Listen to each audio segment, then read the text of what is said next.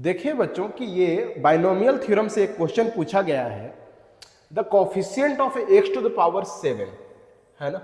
In the expression, एक expression आपको दे रखा है। क्या है एक्सप्रेशन बच्चों? तो देखते हैं कि हमें एक एक्सप्रेशन दे रखा है। इस एक्सप्रेशन को पहले लिख लेते हैं, इस एक्सप्रेशन को पहले समझते हैं कि आखिर ये एक्सप्रेशन कह क्या रहा है, क्या कहने की कोशिश कर रहा है एक्सप्रेशन, हमें क्या इंफॉर्मेशन दे रहा है जिससे कि ये क्वेश्चन आसानी से सॉल्व हो जाएगा। तो एक्सप्रेशन आप लोग देख रहे हैं, एक्स स्क्वायर यहाँ पर दे रखा है 1 plus x to the power 8 and ऐसे करते करते सो ऑन कहाँ तक गया है बच्चों? एक्स टू द पावर 10 तक गया है। तब आपको बोला है कि ये जो है ना सभी का सम है, इतने सारे का ये सम है। देखिए हर एक का प्लस आपको हर एक के बीच में लगा हुआ है।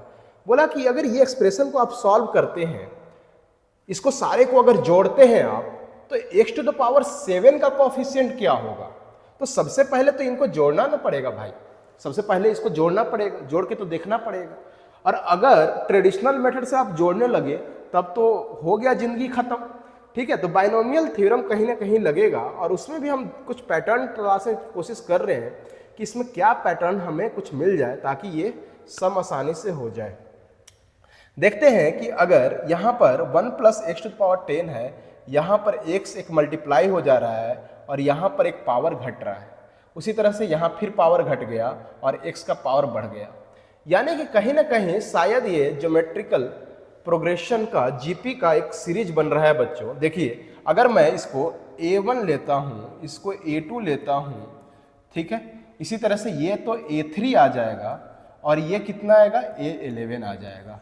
क्योंकि यहाँ पर देखिए कि जब a2 है तो पावर यहाँ पर x का 1 है, यानी कि जितना पावर है उससे ये ज़्यादा वाला टर्म है। यहाँ पर अगर 10 पावर है तो ये 11th टर्म होगा, ठीक है। अब ये देखते हैं कि ये आप क्लियरली देख सकते हैं बच्चों कि ये जीपी में है। तो जीपी में है तो उसका कॉमन रेशियो आप निकाल सकते हैं क्या? आर इक्वल टू हो जाएगा a2 अपॉन a1, ठीक है, a2 अपॉन a1। a2 क्या है? x 1 plus x to the power 9 upon a1 कितना है बच्चों? 1 plus x to the power 10। देखिए ये 9 से इसके सारे पावर खत्म हो गए, सिर्फ एक पावर बचा है। तो यहाँ से आप r की वैल्यू आसानी से निकाल सकते हैं कि x अपॉन 1 प्लस एक्स आ गया। ये आ गया कॉमन रेशियो, ठीक है। अब टोटल कितना है? n equal to total 11 term है। तो क्या हम ये जीपी में दे रखा है तो जीपी का सम का फॉर्मूला लगाकर क्या इसका सम निकाला जा सकता है? बिल्कुल निकाला जा सकता है। तो यहाँ से हम लोग S11 निकालने की कोशिश करेंगे। तो S11 इक्वल टू क्या आ जाएगा बच्चों? A पहले आता है तो A की जगह पर A1 क्या है? यहाँ पर 1 plus x to the power 10 है, ठीक है। उसके बाद यहाँ पर देखिए ये जो कॉमन रेशियो है ये 1 से कम है, क्योंकि यहाँ पर x है और यहाँ पर x में 1 जोड़ा हुआ है डिनोमिनेटर में, तो ऑब्वियसली बात है कि ये 1 से कम है।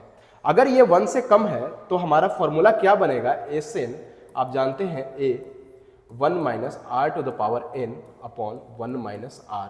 यही आप लोगों ने फॉर्मूला पढ़ा होगा, इसी का यूज कर रहा हूँ मैं।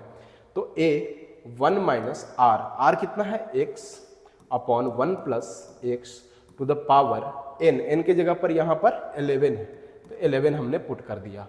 फिर डिवाइडेड बाय 1 माइनस आर क्या है? x upon 1 plus x. अब इसको थोड़ा सॉल्व करिए बच्चों, थोड़ा सा कैलकुलेशन आपको करना पड़ेगा। 1 plus x to the power, ज़्यादा नहीं, थोड़ा सा ही कैलकुलेशन है, ठीक है।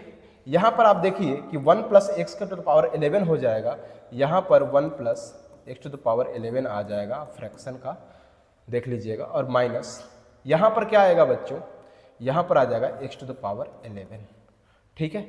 अब नीचे देखते हैं, नीचे तो यहाँ पर आ जाएगा 1 plus x to the power whole 11। अब यहाँ पर आए नीचे का यहाँ पर भी एलसीएम अगर लेंगे तो 1 प्लस एक्स आएगा, रेसिप्रोकल करके मैंने ऊपर कर दिया है ना, और यहाँ पर 1 प्लस एक्स माइनस एक्स, ठीक है। ये देखिए ये से एक कट जाएगा, है ना, और ये देखिए यहाँ पर 1 पावर है, यहाँ पर 10 पावर है, तो यहाँ से कट के ये पावर 10 बना देगा। और इसको काट दीजिए बच्चों, तो आपके पास एक्चुअल में आएगा 1 plus x to the power 11 minus x to the power 11। यानी कि ये पूरा एक्सप्रेशन का जो सम आया बच्चों S11 करके हमारे पास आ रहा है 1 plus x to the power 11 minus x to the power 11। ये हमारे पास सम आ रहा है। अब इसी सम में क्या बोला है कि एक्स टू द पावर 7 का कोफिशिएंट क्या होगा। तो देखिए कि इसका जब एक्सपेंशन कीजिएगा आप, इसका जब एक्सपेंशन कीजिएगा तो क्या कैसे एक्सपेंशन होता है, तो 11c 0 और सबसे पहले 1 आएगा इंटू 1, फिर प्लस 11c 1, फिर आएगा x। इसी तरह से करते करते जब x टू द पावर 7 आएगा तो आएगा हमारे पास 11c7, यानी कि यही इसका क्या होगा, कोफिशिएंट होगा x टू द पावर 7 का। तो coefficient of x to the power 7 आ गया 11c7। 11c7 क्या आप इसको सॉल्व कर सकते हैं? बिल्कुल।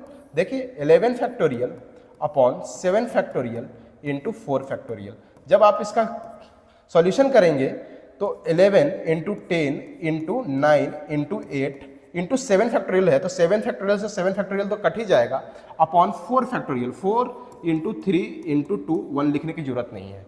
यहाँ से 4 से 8 2 टाइम्स में कट गया, 3 से 9 3 टाइम्स में कट गया, और 2 से ये 5 टाइम्स में कट गया। 5 टू या 10 अगेन, और 11 इंटू 3 33, 33 इंटू 10 बच्चों आ जाता है 330, यानी कि यही इसका कोफिशिएंट हो गया x टू द पावर 7 का। और यहाँ पर आपको बी ऑप्शन दे रखा है बच्चों, तो इस तरह से आसानी से सॉल्व हो गया। क्या आपको बाइनोमियल पर फुल लेक्चर चाहिए? अगर चाहिए तो प्लीज कमेंट बॉक्स में कमेंट जरूर करें बच्चों, मैं इसका फुल लेक्चर लेकर आऊँगा बाइनोमियल थ्योरम का। अगर कहीं भी आपको परेशानी हो रही है, और प्लीज चैनल को सब्सक्राइब कर दीजिए। धन्यवाद।